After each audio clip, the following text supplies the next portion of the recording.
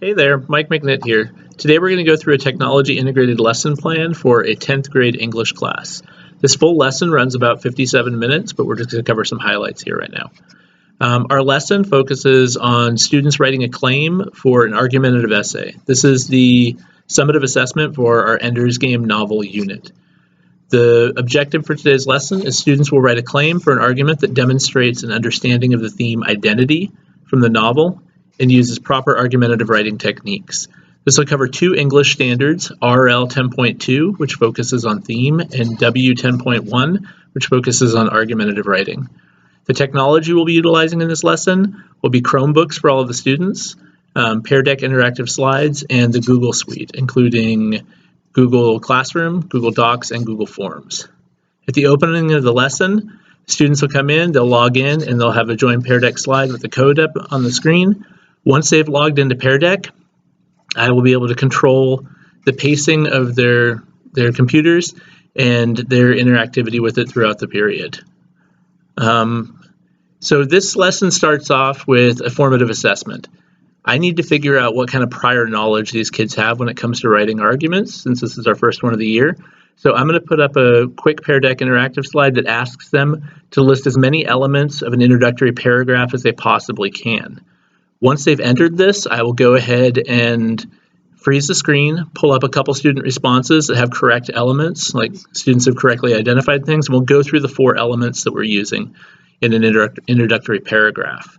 I will also let them know that we're just focusing on claim as the only element we're working with on today's lesson, so that should be helpful for them. After this, we'll get into the learning section of the lesson, where we'll use slides and conversation and some checks for understanding for the students to go through best practices when it comes to writing a claim, what those elements are, tips for successful writing, and actually we'll use a model from a previous mini essay that we wrote last week. This model will actually bring up our next interactive element of the lesson. The students will look at the model, pay attention to how it's written, and utilize what they've just learned in this lesson to quickly assess the model's effectiveness. They'll let me know what they think is effective and what isn't, what are the good and bad elements that are included in this, and it'll show me if they actually understand what we're looking for in a claim before we move forward. Once we've actually got to a point where we can move forward, we get to the part where students get to practice their learning. The practicing is going to take place on 2 different Pear Deck slides. We're going to write one slide that's going to cover the what, and then another slide that's going to cover the why. For English teachers, this makes sense. For some of you, it's a little confusing. The what and the why are the 2 elements that make up a claim. So the students are going to write these, they'll brainstorm them on their Pear Deck slides, and then we're going to have them take those 2 slides, I'll put it on student paste, and they can combine their 2 answers to form something that's going to look very similar to an actual claim. Once they've done this, I'm going to freeze their screens, and I'm going to pull 3 examples from the students.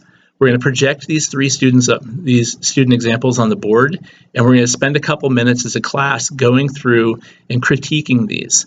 The students who've written these responses will get feedback from their other students anonymously, of course, and they'll actually be able to edit their work on the spot, allowing them to create a more effective claim.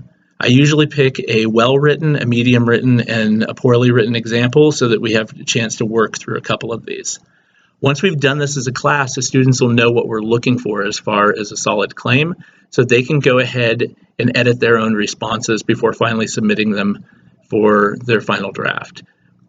The final draft is going to be located in Google Classroom. They'll go to their assignment in Google Classroom, open up the doc that they've got as part of their assignment, and they'll cut and paste straight from Pear Deck into that doc. This will stay with them as they're drafting the rest of their essay, and it'll work really effectively for them.